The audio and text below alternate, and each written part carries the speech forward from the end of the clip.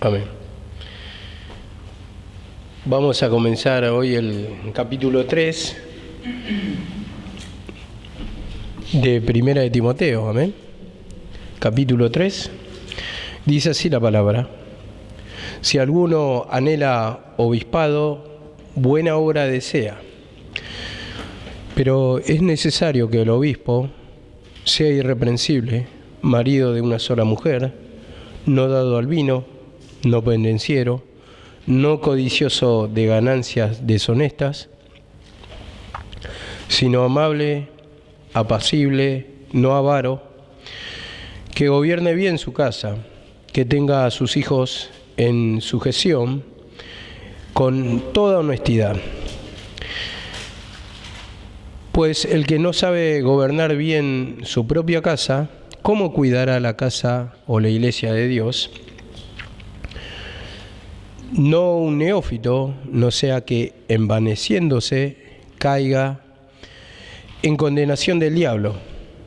También es necesario que tenga buen testimonio de lo de afuera para que no caiga en descrédito. Bueno, vamos a ver hasta dónde llegamos. Podemos seguir, no sé. Yo no voy a tener versículo de apoyo, sí, vamos a explicar cada una de las cosas. Y cuando dice acá la palabra, cuando uno anhela obispado, buena obra desea.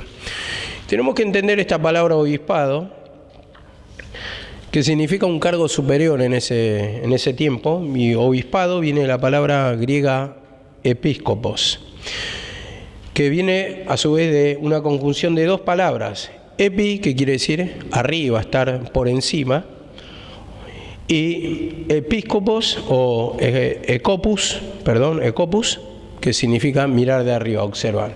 Entonces, una persona que está arriba de todo, y a su vez esta palabra deriva del latín previster, que esa palabra a su vez deriva del griego prevísteros, y que se traduce como el más anciano, porque acá había un grupo de ancianos, pero el prevístero o el episcopus era el más anciano de todos.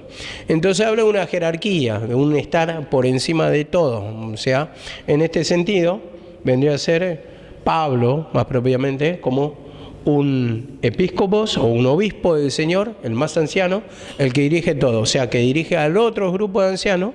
Y los ancianos hablaban de una sabiduría, de personas que estaban a cargo o dirigiendo una obra, o que tenían cargos.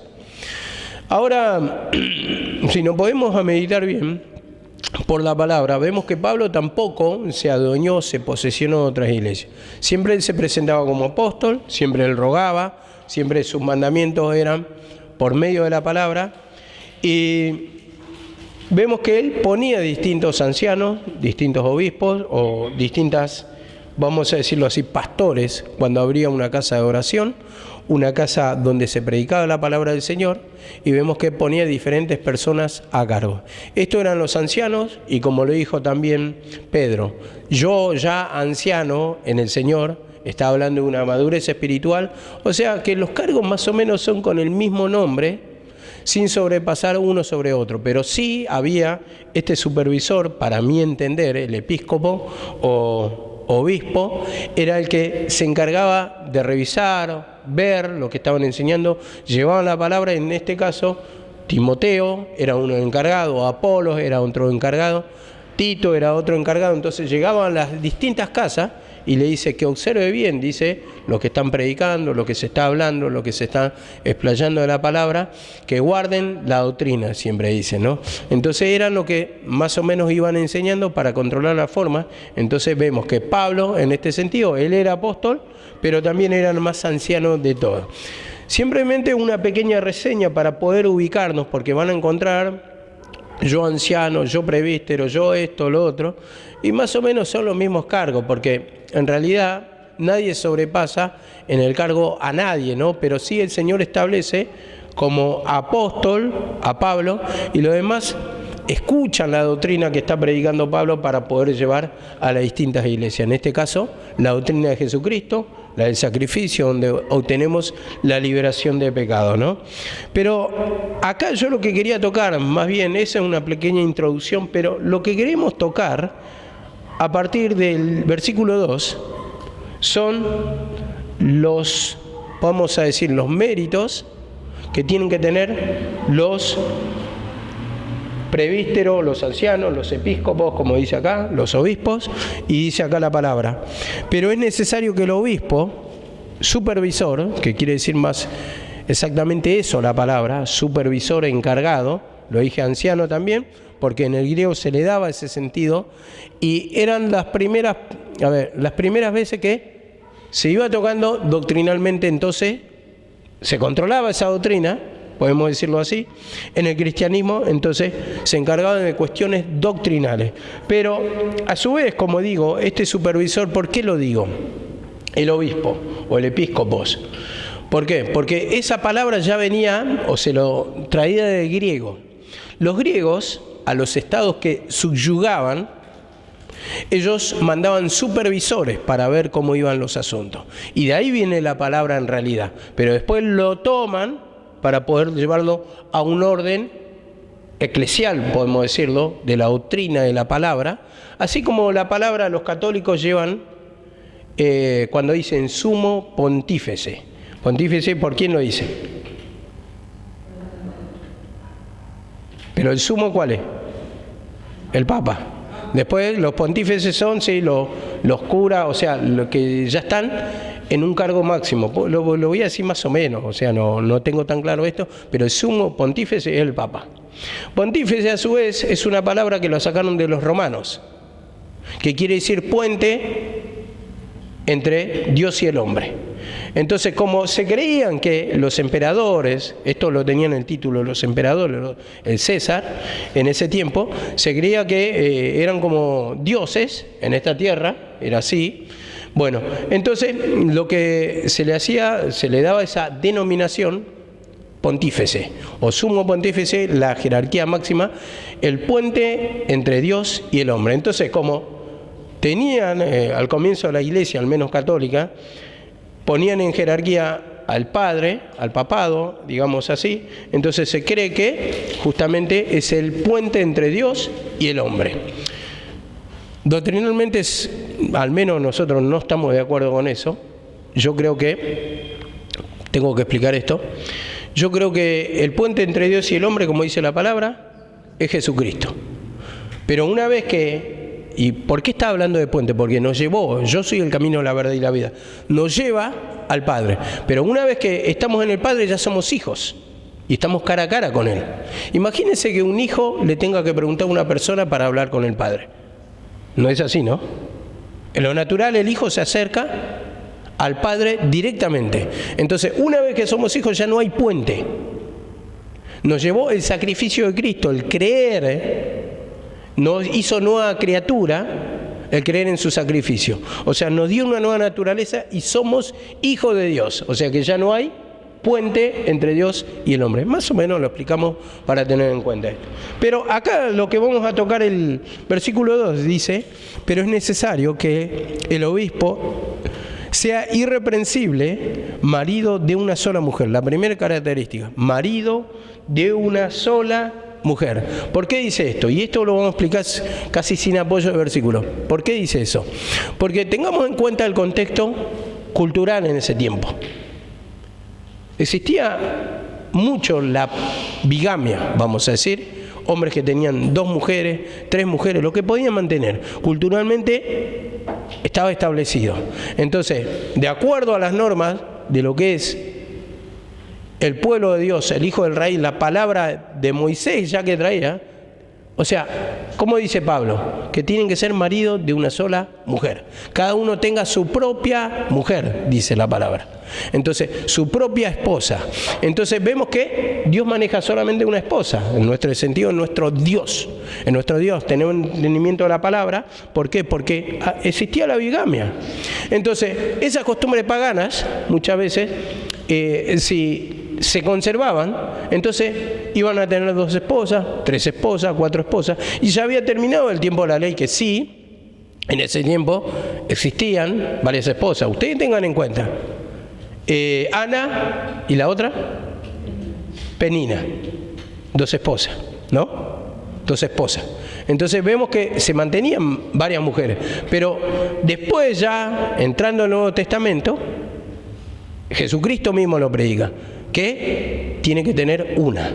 El que tiene dos ya, o sea, ya no corre el tiempo de la ley, pero también en el sentido de adulterio que entraba mucho, ¿no? El deseo carnal.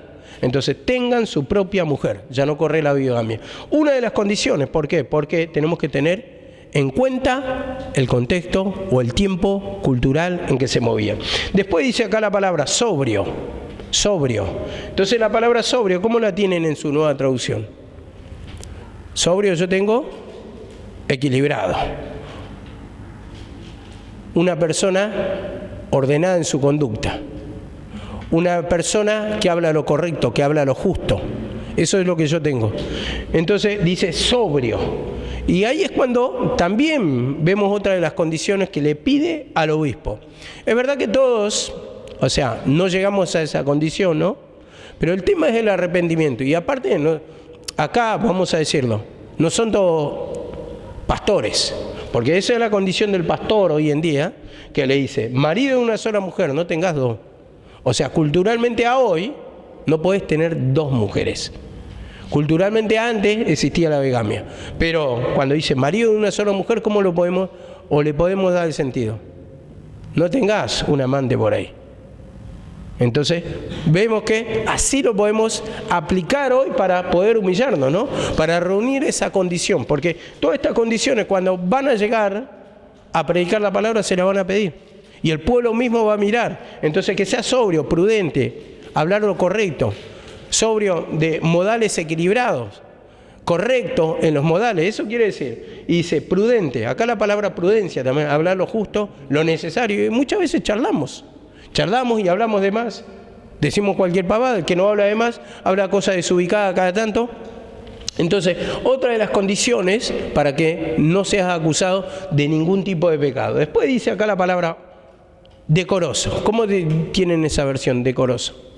Porque yo me olvidé de anotarlo. Bueno, yo tengo, perdón, porque lo tengo anotado acá. Decoroso, y dice hospedador, apto para enseñar. Mirá cómo tengo otro versículo, así explicado, de otra versión. Pero debe ser alguien que no se le pueda acusar de nada malo, dice. Debe tener una sola esposa, controlar todos sus deseos, o sea, no tiene que ser desordenado, desubicado, dice, todos sus deseos, y pensar dos veces lo que va a decir. Eso habla de prudencia, pensar dos veces lo que va a decir y lo que va a hacer. Debe comportarse correctamente, eso es el decoro, al menos acá. Yo estuve leyendo los significados ayer y la verdad que se me fue un poco de la cabeza, así que vamos a tratar de explicar lo que tenemos a mano. Y después dice, acá la otra versión, y recibir, cuando dice hospedador, recibir con gusto en su hogar a los visitantes y saber enseñar. Y saber enseñar. Esta es la versión que dice. Recibir con gusto a los visitantes. O sea, me viene a visitar Kevin y yo lo tengo que recibir con gusto. Entonces yo no puedo, recibir mal, porque cuando se recibe mal la gente, mismo los visitantes los perciben. Entonces se sienten incómodos. Entonces no van a venir cuando tenés cara de traste, cuando tenés cara de amargado, cuando lo querés fletar enseguida. Entonces lo recibís, sí, y te quedás parado, no le ofrecís ni un asiento, ni un mate, ni un nada. Entonces lo que le estás haciendo es expulsarlo directamente. Esto es lo que dice esta versión, pero vamos a la explicación de cada uno. Irreprensible o irreprochable. Irreprochable en el sentido de que no puede ser culpado o acusado de nada. O sea, que podés ser acusado en verdad, pero no tenés que ser hallado culpable. Acusado, cualquiera puede acusar, cualquiera me puede venir a acusar de pecado, pero la cuestión es que no me halle culpable. Entonces cuando te hallan culpable, ese es el tema. Entonces ahí ya no tenés el crédito o el respaldo suficiente de Dios. ¿Por qué? Porque justamente descubrieron un pecado en vos y de ahí se va a agarrar la gente como para acusarte y para no tomarte la palabra. Entonces es necesario que sea irreprochable. Y dice acá la palabra, bueno, marido de una sola mujer. Esto ya Lo tocamos, marido de una sola mujer. Y después dice sobrio. Sobrio, acá tengo el significado, significa serio, sensato y de buen juicio. Es una persona que toma las cosas en serio. Eso es lo que explica. Toma las cosas en serio. Entonces, cuando se dice en serio, es que tiene un comportamiento serio, pero constantemente. Se lo toma seriamente a la palabra. O sea, a ver, voy a decir, vamos a subir a alguien al púlpito a predicar. Si esa persona no se toma en serio el ministerio, ¿un día va a tener palabra? La otra que le toca predicar no va a tener. No, porque no me salió, porque me siento presionado. No está tomando el ministerio, su ministerio, seriamente. Y así en todo, no solamente en la prédica. Con un cargo que tenga acá, como decía la tía Rosa, limpiar el baño, limpiar el piso, es un cargo que uno lo tiene que tomar seriamente. ¿Para qué? Para que el Señor tenga confianza y lo pueda poner en el ministerio y cada vez le dé más cargos.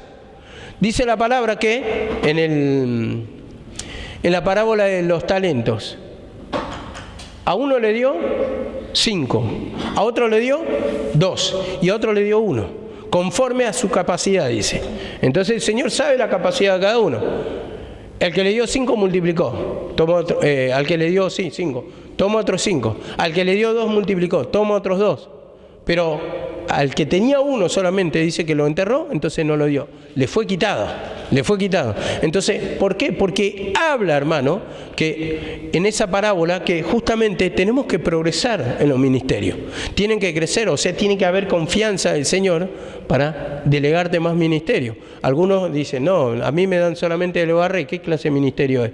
Pero empezá por lo poco, como dice, sobre poco me fuiste fiel, sobre mucho te voy a poner, te pondré, dice la palabra. Entonces, tenemos que ir limpiándonos, humillándonos, confesando los pecados que nos toma de desinterés para que justamente nos comportemos, como dice acá la palabra, prudentemente, tomemos las cosas serias. Pero esto no quiere decir, hermano, que uno no tenga buen humor o que tenga mal humor todo el tiempo. No está diciendo que no te puedes reír, porque algunos dicen sobria, entonces no te puedes reír. No estamos hablando de amargura. Algunos confunden eso, que se toma en un tiempo, hasta hubo una confusión. La risa se tomaba por pecado, porque se predicó una palabra que está riéndose todo el tiempo. Cuando te reís ya, ¿cómo podemos decir? Exageradamente, más vale, es un espíritu fonería, lo que fuere. Pero el poder reírte de un chiste, eso puede entrar. Podés reírte, podés sonreír, o sea, eso es parte, hermano, del estar contento. Pero muchas veces confundimos las cosas. Igual que en un tiempo se tomó que el dormirse es pecado. O sea, ¿a dónde estamos yendo con los extremos? Dormir no es pecado. O sea, vos podés descansar. Ahora, si dormís de más, que todo el tiempo estás durmiendo, que te agarra un espíritu de pereza, sí, cuando hay desequilibrio. Entonces tenemos que tener bien la palabra para poder comprenderla. Y dice acá la palabra de Dios también, dice prudente. Y esta palabra prudente, más o menos lo había explicado, pero es actuar con moderación y con cautela. Otra versión dice buena conducta. Entonces, es una persona, hermano, que se mueve con orden y no realiza nada que provoque dudas. Entonces, es una persona prudente en todos sentidos. Todo lo que hace, lo va a hacer para que no genere malos comentarios, para que no haya mala sospecha. Y así debe ser el predicador. Y dice acá la palabra también, hospitalario. Y la hospitalidad, al recibir gente en casa, se trata de una persona que trata bien a los visitantes, como había dicho anteriormente. Entonces, cuando se le viene a visitar, va a tratarlo bien, para que su conducta no sea de tropiezo. Entonces, en el buen trato está colaborando también con la iglesia o con la obra del Señor, porque cuando vos tenés buen trato, esa persona va a querer volver. Cuando vos le estás ofreciendo, como dijo Karina la otra vez, la del cafecito, que se quedaban flojos en eso, le tenían que recibir, durmieron todos. ¿Por qué yo digo esto? ¿Por qué? Porque lo apuntó Karina también. Porque la mayoría de las veces se mueven en la estructura. Si no dan una orden, no mueven una uña. No se están dando cuenta que tienen que tener discernimiento. Se te está muriendo una persona al lado, se está ahogando una criatura y no vas a hacer nada porque no te dan la orden. Más o menos así. Entonces vos tenés que saber en los momentos que tenés que actuar. Ya te da el discernimiento de la palabra y si ves que una persona se está ahogando, una criatura se está ahogando, es entrarle y pegarle palmada. Pero si no me dieron la orden, ¿por qué lo tengo que hacer? Entonces eso se llama estructura. No salirte de tus maneras. Entonces la mayoría de las veces pasa, no me dijeron nada, no me mandaron porque si no le ofrecía el cafecito. Tenés que tener dos dedos de frente, saber qué tenés que ofrecer. Cuando entras a una casa, es el saludo, lo primero. Buen día, buenas tardes, buenas noches. Pero parece que si no te dan la orden, no lo haces. Entonces ahí es cuando nuestra mente está dormida, simplemente es sumisión de hombre. Porque está esperando una orden, o si no, no te moves. Y parece una fidelidad, vestida de fidelidad, o sea, camuflada de fidelidad, pero en realidad estás estructurada y tu mente está dormida. No se despierta, entonces por eso hay malos pasos. Porque yo estoy esperando la orden de tal persona, no tenés que esperar. Ahí nomás, enseguida, un té, un mate, un café, lo que fuere, lo que hay en mano. Después si no hay nada, bueno, es otra cosa. Porque a veces puede llegar a pasar eso, de que no hay nada, pero hay que estar despierto para traerle algo, para ser atendido con la persona o atencioso. Entonces, de esto habla de la hospitalidad, saber recibir a la gente. Ahora, esta palabra siempre se predicó en el sentido, en el sentido que hospedador tomaba mucho que tenés que hacer vivir a la gente en tu casa. No, esto no quiere decir eso. Y con esto yo no le estoy echando nada en cara, o sea, entendamos la palabra, porque ya me lo dijeron. No, Javi no quiere echar, Javi no echa todo en cara, no es eso. Estamos hablando lo que dice acá la palabra. Hospedador es recibir por algún tiempo en tu casa una visita. Eso quiere decir hospedar o ser hospitalario. Si entendemos bien el significado de la palabra, vamos a aplicarlo bien y tengamos en cuenta el porqué. En ese tiempo, y lo vuelvo a explicar porque lo expliqué reiteradas veces, cuando viajaban los judíos se recibían entre judíos, porque a los paganos, a las personas que no eran judías, ellos no se juntaban, porque el mismo pueblo de Dios se consideraba separado para Dios y Dios mismo decía que no tengan relación, que no se acostumbren a obtener o a recibir su idolatría, su paganía, su forma de comportar. Entonces ellos tampoco iban a las posadas. Estaban las posadas que en el Evangelio, ¿cómo se llaman las posadas? El mesón. Entonces ellos no iban ahí porque era un lugar, un antro, un lugar de ladrones, un lugar de prostitutas y no iban a pasar la noche. Entonces buscaban casa de judíos. En cada pueblo donde paraban, buscaban casa de judíos para poder llegar después al destino. Entonces los recibían para pasar la noche, tal vez los días, y compartían la palabra, hablaban de la palabra de la ley, lógicamente en ese tiempo, y después seguían su camino. Pero ¿cómo lo debían recibir? Los debían recibir bien. Entonces se mostraba esa hospitalidad a través de ofrecer el baño, de ofrecerle que pase la noche en casa, de ofrecerle que extiende mesa, dice, mi copa está rebosando, extiende mesa delante de mí. Tiene que ver todo con que el anfitrión, el dueño de la casa, tenía que recibir bien a esa persona. Entonces, vemos acá, aplicando al contexto del pastor, uno tiene que ser atendido con la persona. No puedes recibir de mala gana. Entonces, ¿cómo vas a tener buen humor? Solamente si está la presencia del Señor en vos. Porque a vos te va a dar ganas de hablar de la palabra y de compartir con esa persona. Con esa persona que está necesitada. La misma presencia del Señor hace la obra del buen samaritano, habla de la palabra, quiere rescatar al necesitado y lo va a tratar bien. ¿Con quién se juntaba? Porque a veces no queremos recibir a malas personas. ¿Con quiénes se juntaba el Señor? Con pecadores, prostitutas, los visitaba, iba a la casa. Se juntaban con ellos. Los fariseos no lo hacían. Y vemos ahí la misericordia del Señor al ver la necesidad. Pero ellos no los condenaba por el pecado, sino que le decía arrepentido, para que vivan. Dice, vete y no peques más, le dijo a la mujer pecadora. Entonces habla de esa recepción, de esa hospitalidad, del buen trato. Él no miraba, no te puedes juntar conmigo porque sos prostituta, porque sos ladrón, porque sos publicano. No. Y no, él se juntaba. Es más, los samaritanos no se trataban con los judíos, pero él sí, se acercó a la mujer samaritana y vemos que la acción fue diferente. Entonces habla, hermano, de saber recibir, no mirando los pecados, no mirando porque te viene a hacer carga, porque te viene a molestar. Yo creo que cuando uno está lleno de la presencia del Señor va a saber doblegar esos espíritus. Entonces ahí es cuando nos pide eso de humillación, de pedir perdón, de confesar el pecado, para que también esta cualidad esté en el pastor, en el obispo, en el que tiene un cargo en la casa de Dios, o sea, como dice acá la palabra, hospitalidad, saber recibir, saber tratar con las personas. Y muchas veces somos parcos, somos cortos de palabras, no sabemos qué hablarle, o un día que estamos mal, porque no todos los días estamos bien, ya queremos tratar mal a la gente, lo queremos echar, y si te dicen, tal vez te llaman, te dicen, hola, ¿cómo estás?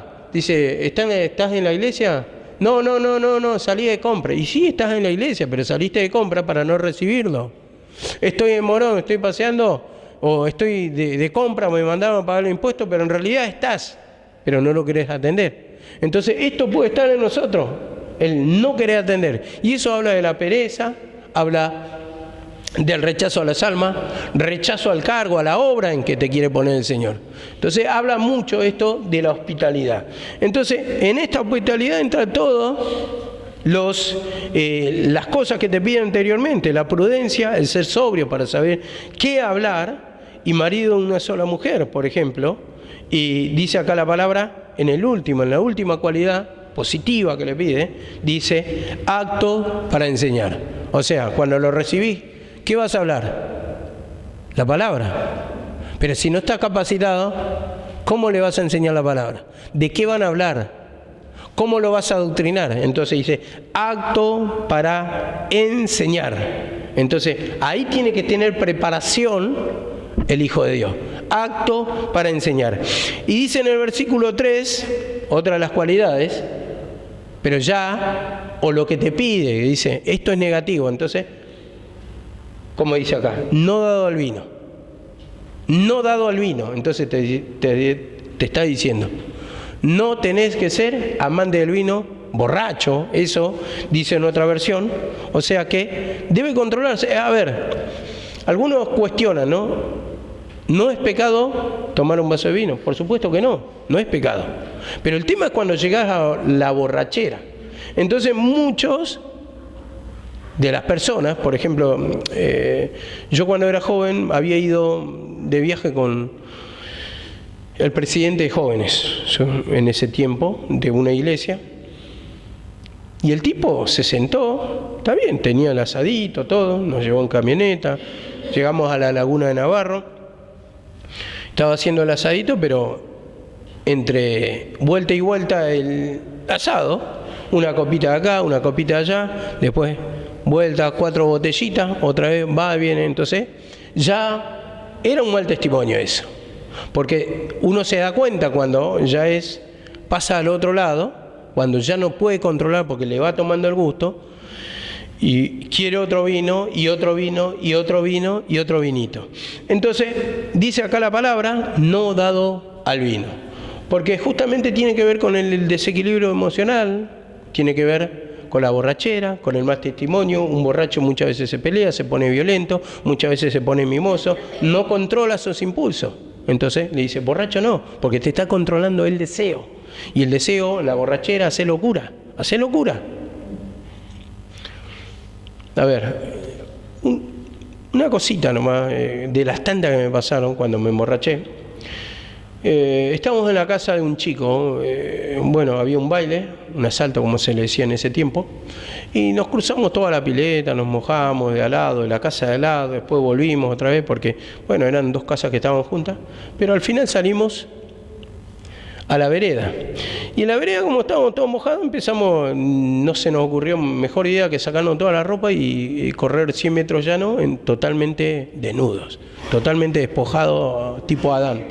Y empezamos a correr. Después lo acompañamos a otro muchacho que vivía a 3 cuadras. Entonces fuimos desnudos, caminando al lado de él, desnudos. Yo digo, si cruzaba un patrullero, parábamos todos presos y desnudos. Bueno, esas cosas uno lo hace porque está borracho, no maneja sus deseos, sus impulsos, y hace locuras.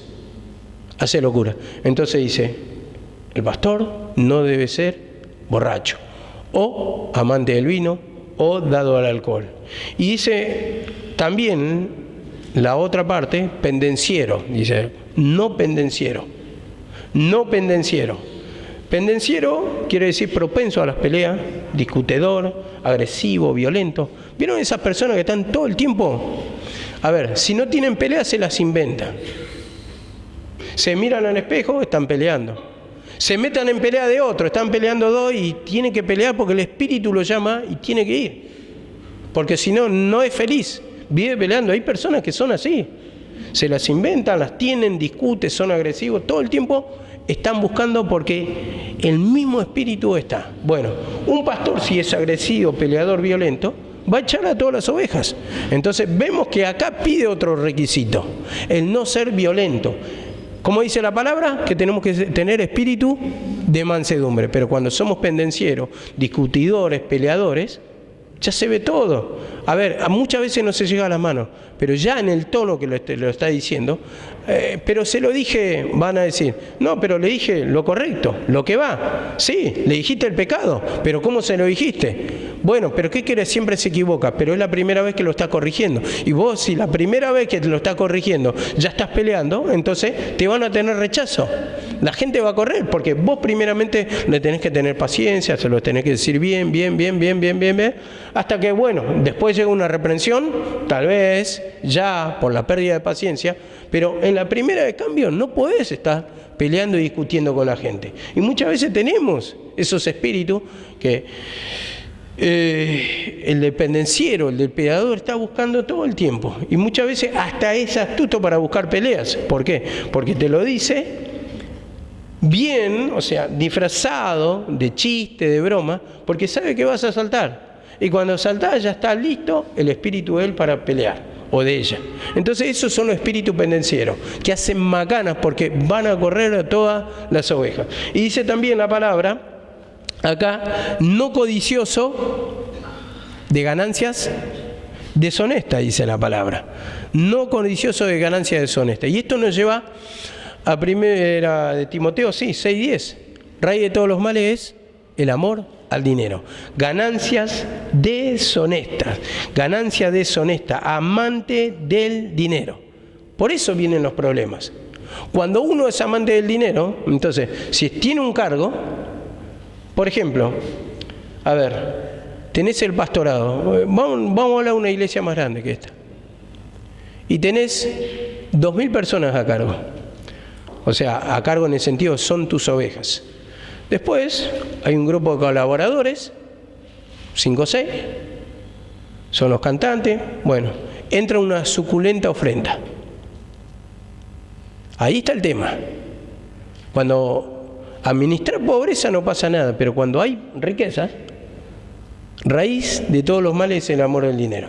Entonces, como pastor, le voy a decir, Priscila, ¿vos qué tenés? Bueno, el cargo, bueno, yo lo estoy atendiendo a tu papá. Vente por acá. Vos Kevin tocás la guitarra, 20 por acá. Vos cantás, Alejandra, cocinera, bueno, te damos 30 porque estás cocinando. Vos de Noelia, ¿qué haces? Bueno, ¿le hacés la uña a la chica? 10 por ahí, bueno, ya está. Y bueno, vas dando, vas delegando ahí y después de esa ofrenda, ponele, juntaste 300.000. 100 repartí a los colaboradores, 100, y después los otros te va quedando y va administrando riqueza y se te despierta ese deseo de querer tener más plata, más dinero, pero todo para uno. Cuando digo amante del dinero, amante de las riquezas, quiere decir que quiero todo para mí y nada para los otros. Entonces buscás de alguna manera para manipular todo el dinero para vos, entonces querés controlar todo, y este es el amante de ganancia deshonesta. Y ganancia deshonesta también lo podemos, es amplio el abanico, pero yo digo cuando maneja una obra, porque está hablando del pastorado, ¿cómo entra esa ganancia deshonesta? Querés tener todo. A ver, dice, bueno, necesita acá la hermana Verónica, y la verdad que necesita, a ver, vamos a decir, su casa, para que le demos una mano para, vamos a decir así, para levantarle la casa. Pero yo, como soy codicioso, soy pastor, y la verdad que necesito un vehículo. Entonces, bueno, vos tenés que humillarte. El vehículo para mí. Son cosas que un vehículo claramente no es una prioridad. Entonces, cuando yo pienso que todo es prioridad en mi vida y no son prioridades para otro, ahí está el amante de ganancia deshonesta. Cuando quiero todo para mí. Entonces, a ver, le digo a Prisi, se le rompieron los lentes, no puede ver, le falta un cristal. Entonces, yo digo, bueno, te tenés que humillar, por algo se te rompió. Tenés que humillarte, ya te van a dar, ya va a tocar el Señor. A ver, se me rompen los cristales a mí, no puedo leer la palabra. No, me faltan los anteojos ya. Entonces, claro, y si nadie me quiere dar, el pecado está en vos, no me quiere dar, pero si no me quiere compartir. Entonces ahí está la ganancia deshonesta. Cuando yo quiero todo, son todas prioridades para mí, pero yo no veo la necesidad del otro. ¿Y qué dice la palabra?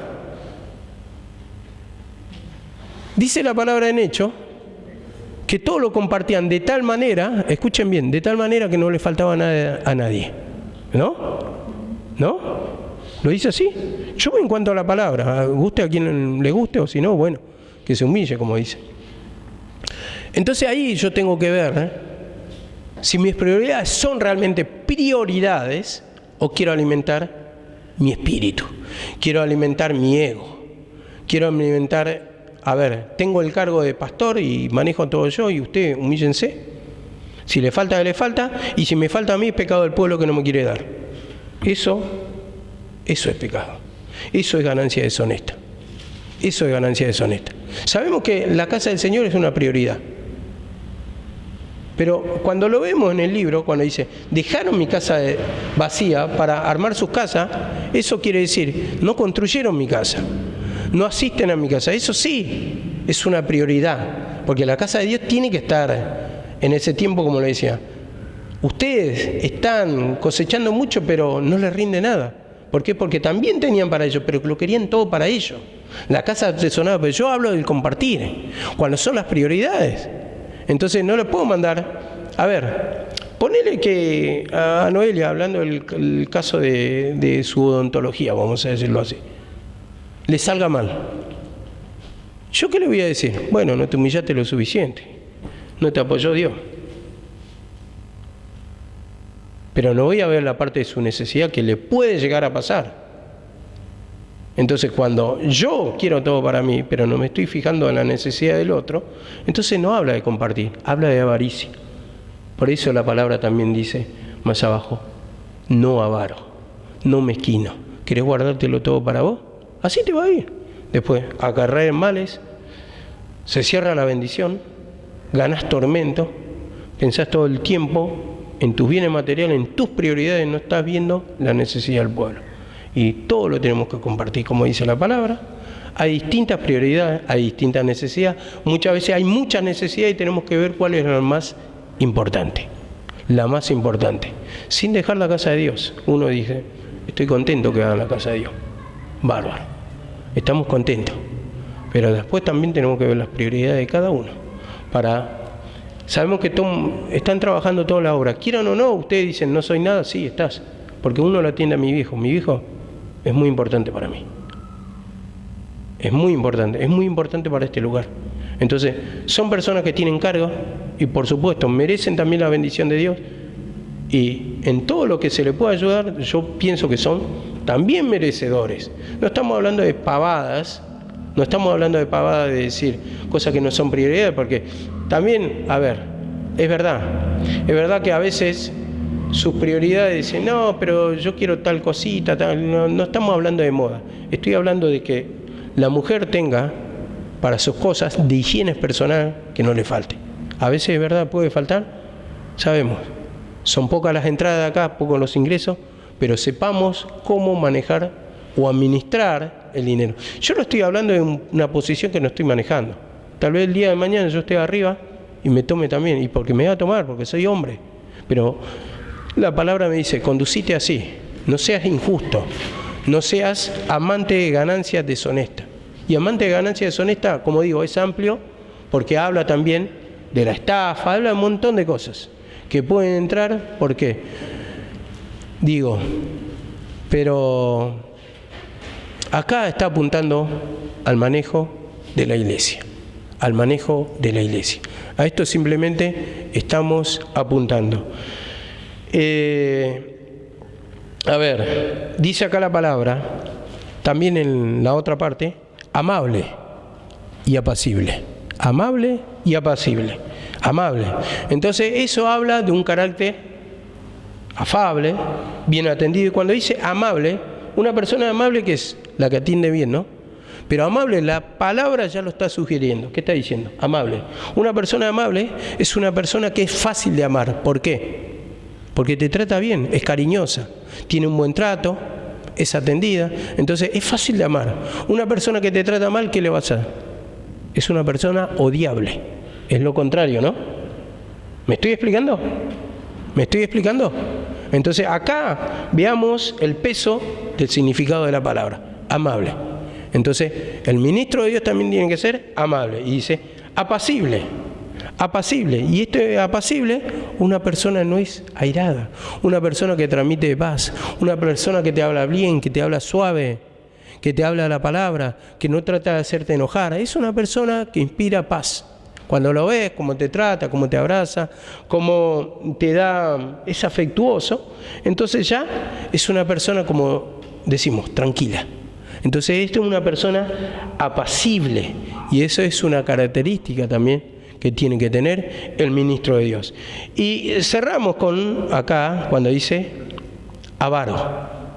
Avaro. Y avaro es la mezquindad de acumular, o sea, tener riquezas para uno. A eso es lo que quería llegar. Acá dice avaro. En otras versiones no lo agrega, pero es un requisito negativo en lo que se refiere al amor del dinero. Entonces ahí ya se transforma en idolatría esta riqueza. Cuando enseñaba mi mamá del Dios Mamón, que querés adquirir, querés todo para vos, querés mover todo para vos, querés gobernar todo el dinero. Bueno, una persona no debería ser así, una persona que está en cargo. ¿El Señor qué hacía? El Señor compartía, el Señor multiplicaba. Entonces cuando vemos las 12 cestas, que dice que se multiplicaron, 5 panes, 2 peces, Él compartía, se despojaba, ayudaba. Entonces, ¿para qué queremos riqueza si después no vamos a ayudar? Si el pecado siempre es necesitado del otro, pero yo no ayudo, ¿para qué me va a dar? Entonces ahí está el tema. Ahí está el tema que nunca queremos compartir. ¿Y qué dijo Pablo? Si es necesario aún me gastaré lo mío, pero yo quiero todo para mí. Como me acuerdo cuando veía el dibujo del Pato Lucas cuando era chiquito, cuando estaban compartiendo plata entre los gángsters. Decía, 1 para ti, 1 para mí. 1, 2 para mí, 2 para ti. 1, 2, 3 para mí, 3 para ti. Así, o sea, no estás siendo equitativo, no estás siendo equilibrado. Sabemos que hay personas que van a tener mayores bendiciones que otras, pero compartí en la necesidad. A eso está viendo, dice, ¿por qué te va mal? Le dice, ¿por qué le reprendió el Señor a Israel? Porque quitaste prenda del desnudo. Y me toca mucho, me conmueve mucho la parte de David, cuando va y le reprende, que le reprende el profeta. Le reprende y le dice que un hombre tenía muchas ovejas, pero fue y le sacó al que tenía una sola. Sabemos que habla de Betsabé, del adulterio, pero así también es con la plata. Sabés que no tiene o que tiene apenita y le querés absorber en lugar de ayudar. Ese es el tema. Ahí se convierte en ese espíritu, en idolatría, en mezquindad, en avaricia. Ahí si yo tengo, a mí me tocaría ayudar. Pero el tema es cuando ya hay esa idolatría o esa avaricia. Quiero para mí. Quiero más. Y se disfraza. Se puede disfrazar. ¿Por qué? Porque, a ver, me puede faltar un montón de cosas, pero tal vez no sean prioridades para decir, se trata de vida o muerte, se trata de un tropiezo a las almas. Se trata de que esa persona está afligida hace tiempo y es una pequeñez así para compartir, pero en lugar de darle de todo lo que tenés, de todas las ovejas, va y le quita la única que tiene, el poquito. Eso se transforma en avaricia. Entonces, ahí tenemos que ver cómo nos estamos manejando, meditar la situación. Otra vez esto va a traer conflicto, van a hablar mucho, ¿no?, de esta prédica. Seguramente, porque la tengo así nomás. Pero si analizamos bien, vamos a ver que, en el fondo, esto, raíz de todos los males, te va apartando de la presencia y después te trae tormento. Después no podés orar, no tenés revelación de palabra, no podés estudiar, porque pensás en todos los materiales. Cuando más plata tenés, vas a vivir para pensar qué vas a comprar. Y esto, y lo otro. Y hasta a veces se disfraza de ángel de luz. Que no, pero es bueno el deseo que tengo. Es bueno que voy a hacer esto. No. Pero tenés que ver las prioridades. Tenés que ver las prioridades. Entonces, ahí nos están marcando un tipo de pecado que tenemos que meditar. El amor al dinero. Se tocó más por el dinero. Nos salió más por el dinero. Pero saber cómo nos vamos a mover, porque no es justo, hermano, no es justo, para mi forma de pensar, hasta lo que el Señor me da, no es justo que cuando a ella le falte, el pecado sea a ella. Y cuando me falta a mí, si yo estoy en una posición de pastor, el pecado es del pueblo porque no me quiere dar. No es justo, eso no es justo, no es justicia de Dios. O sea, si le pido humillación a ella, también me tienen que pedir a mí, porque el pecado estaría en los dos. O sea, si me falta o el pueblo no me quiere dar, no le quebranta el corazón, es porque el pecado está en mí y yo tengo que analizar. Ahora, cuando a ella te falta, si somos equitativos y ponemos la misma vara, ella también se tendría que humillar. Ahora, si el pecado es del pueblo que no me está dando, que está faltando, al pueblo le va a pedir cuenta y yo me tengo que humillar igual. El pecado de los dos siempre, a eso es lo que voy. Yo me tengo que humillar, ¿por qué no me da el pueblo? Y el pueblo se tiene que humillar por su lado porque me mezquina. Eso es lo justo. Pero si lo llevamos del otro lado, si ella se tiene que humillar, yo me tengo que humillar. Y si el pecado del pueblo que no me da, pongamos que el pecado del pueblo y no mío, también así, cuando no le dan a ella, el pecado sería de lo que no le ayudan, por decir.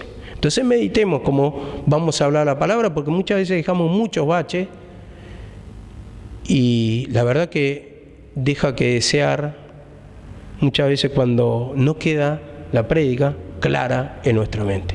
Porque así preguntas como esta, todas las tienen. Y vamos a ir tocando de a poquito los baches que vamos anotando para que se entienda bien la palabra. Bueno, hasta acá yo tengo el tiempo, así que lo vamos a dejar acá. Amén.